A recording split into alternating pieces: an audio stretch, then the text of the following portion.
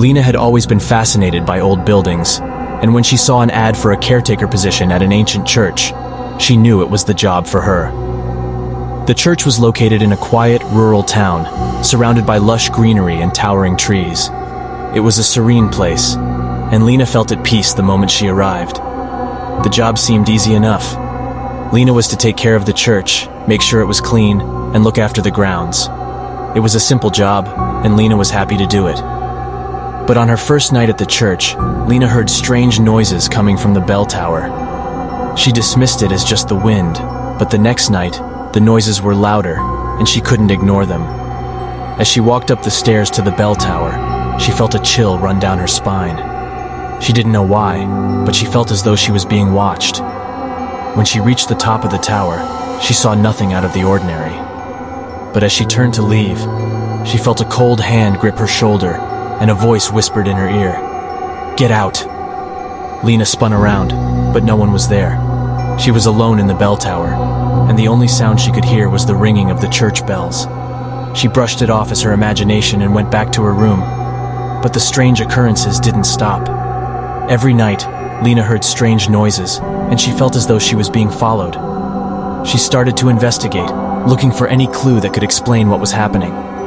She pored over the church's history, looking for any mention of strange occurrences or paranormal activity. That's when she discovered the story of the nun who had been brutally murdered centuries ago. The nun's name was Sister Agatha, and she had been accused of practicing witchcraft. The townspeople had taken her to the woods and burned her at the stake, and her ashes had been scattered in the churchyard. As Lena delved deeper into the story, she uncovered a sinister plot. The church had been built on a sacred site, and the townspeople had sacrificed countless innocent people to appease the gods.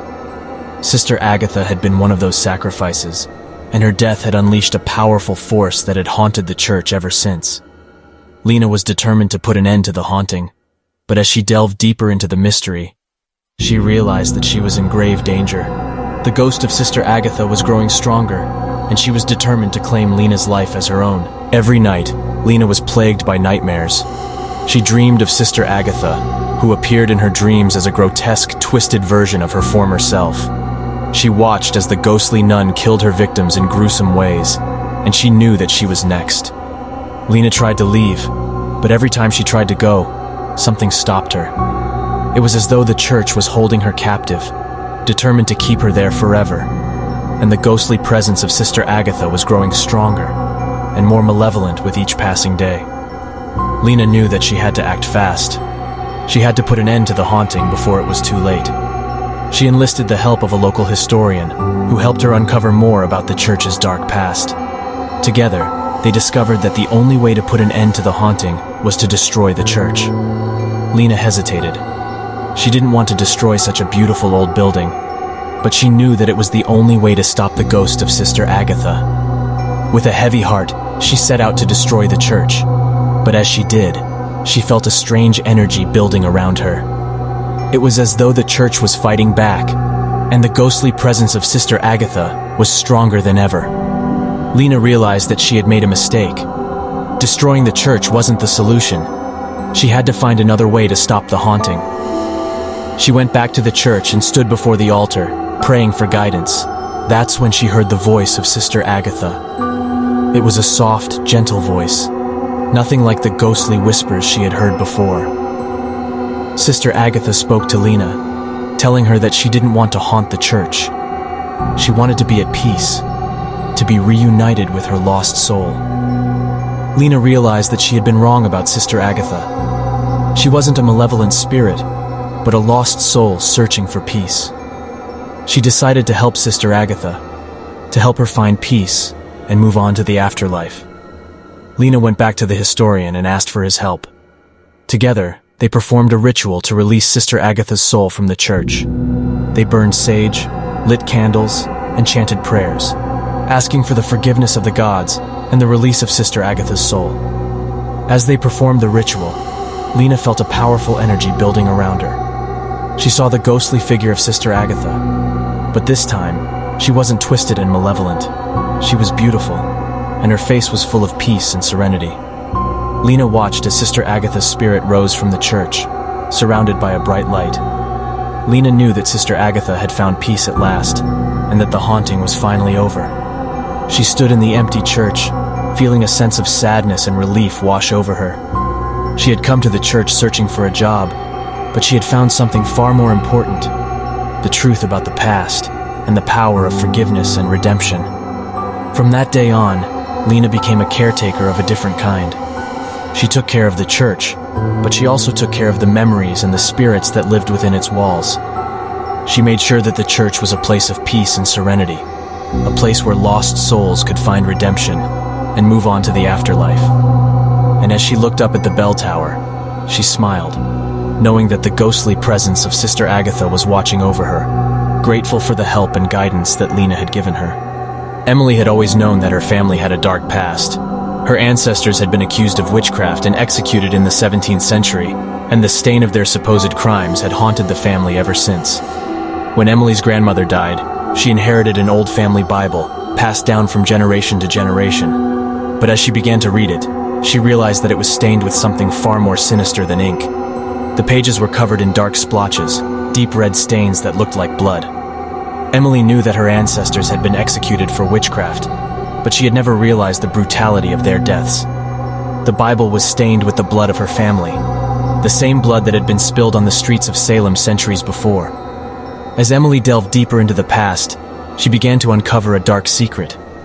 Her ancestors had been accused of witchcraft, but they had also been accused of something far more sinister: a pact with the devil himself. Emily found entries in the Bible, written in her ancestors' own handwriting, that spoke of dark rituals and sacrifices to the forces of evil. Emily tried to ignore the fear that was building inside her. She was a modern woman, educated and rational, and she refused to believe in the supernatural. But the more she read, the more she began to feel like something was watching her, something dark and malevolent. She began to have nightmares, dreams of dark figures watching her from the shadows. She heard whispers in the night, voices that spoke in a language she couldn't understand. She tried to tell herself that it was just her imagination, but the stains on the Bible seemed to pulse with a dark energy, as if they were alive. One night, Emily woke up to find the Bible open on her bedside table. The pages were blank, but she could feel something emanating from them, a cold energy that seemed to seep into her bones. She tried to close the book, but her hands wouldn't obey her. They seemed to be controlled by something else, something dark and malevolent. Emily tried to scream, but her voice was silenced. She could feel something entering her mind, probing her thoughts, searching for something. She knew that she had to fight back, to break free from whatever was controlling her. She began to recite a prayer, something she had learned as a child in Sunday school. The words seemed to have no effect at first, but then she felt something give way. The cold energy dissipated, and the book fell shut.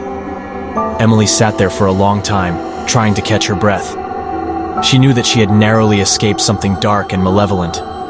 But as she looked at the Bible, she realized that she couldn't ignore the past any longer. She had to confront the dark secrets that her ancestors had left behind, no matter how frightening they might be. Over the next few weeks, Emily delved deeper into the past. She discovered journals and letters that spoke of dark rituals and sacrifices to the devil. She found sketches of strange symbols that seemed to have no place in the world of men. She even found a hidden room in her grandmother's house, filled with strange artifacts and books bound in human skin. Emily realized that her ancestors had been involved in something far more sinister than witchcraft. They had been involved in something that defied explanation, something that was beyond the realm of human understanding. And now, that dark energy had come back to claim her, to draw her into its shadowy realm. Emily knew that she had to break free from the past, to find a way to cleanse the blood-stained Bible and the dark secrets it held. She sought out the help of a local priest, someone who knew about the supernatural and the forces of evil. Together, they performed a ritual of cleansing, a powerful prayer that was meant to drive out the dark energy that had taken hold of Emily's soul. It was a difficult and dangerous task, but they were determined to succeed. As they prayed, the Bible began to glow with a strange light. The stains seemed to fade away, replaced by something new, something pure and holy. Emily felt a warmth spreading through her body, a sense of peace that she had never felt before. When the ritual was over, Emily felt like a new person. She knew that the past would always be a part of her, but she also knew that she had the power to control it. She had faced the darkness head-on and had emerged victorious. From that day on, Emily began to look at the world differently. She knew that there were dark forces at work, but she also knew that there were ways to overcome them. She began to study the Bible more closely, searching for answers and insights that could help her in her ongoing battle against the darkness. As time went on, Emily became a beacon of light in a world of darkness. She helped others to overcome their fears and to face the unknown with courage and faith. She knew that the past would always be a part of her, but she also knew that she could use that knowledge to make the world a better place. Emily realized that the stains on the Bible were not a curse, but a gift. They had shown her the true power of faith and the strength that comes from facing one's fears. And although the darkness would always be out there, lurking in the shadows, Emily knew that she was ready to face it, no matter what the cost.